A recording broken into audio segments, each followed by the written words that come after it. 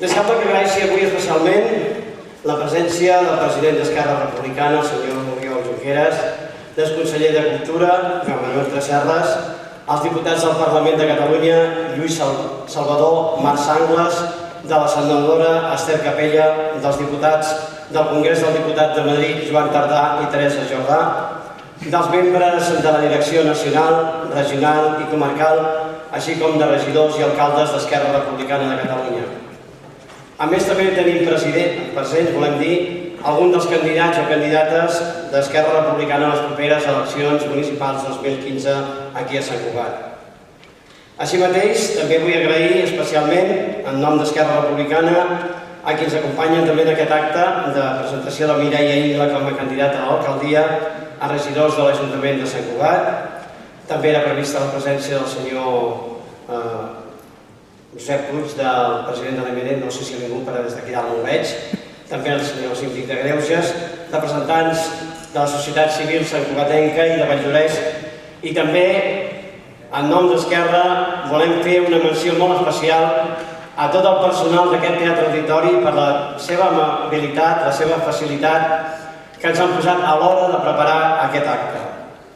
Abans de continuar, deixeu-me que us digui un parell d'informacions. En primer lloc, heu trobat unes butlletes en les vostres butaques.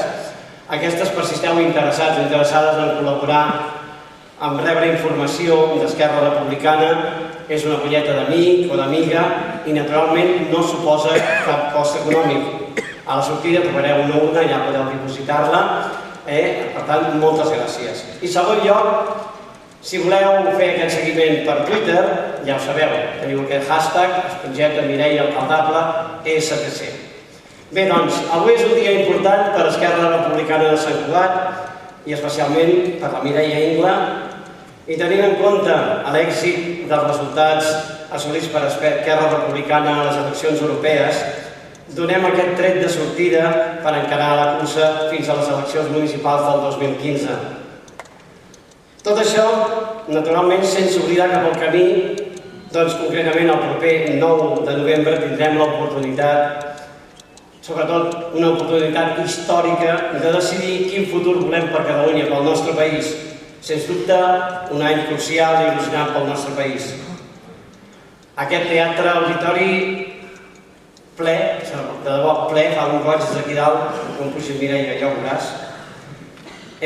Doncs, volem agrair que això demostra que a la societat santcugatenca i als santcugatencs els interessa la política, el present i el futur, però també el futur de la nostra ciutat de Sant Cugat.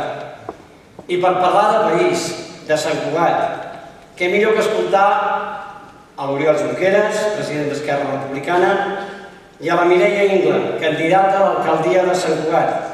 Mireia, Sant Cugat i el Teatre Auditori té ganes de conèixer i escoltar-te.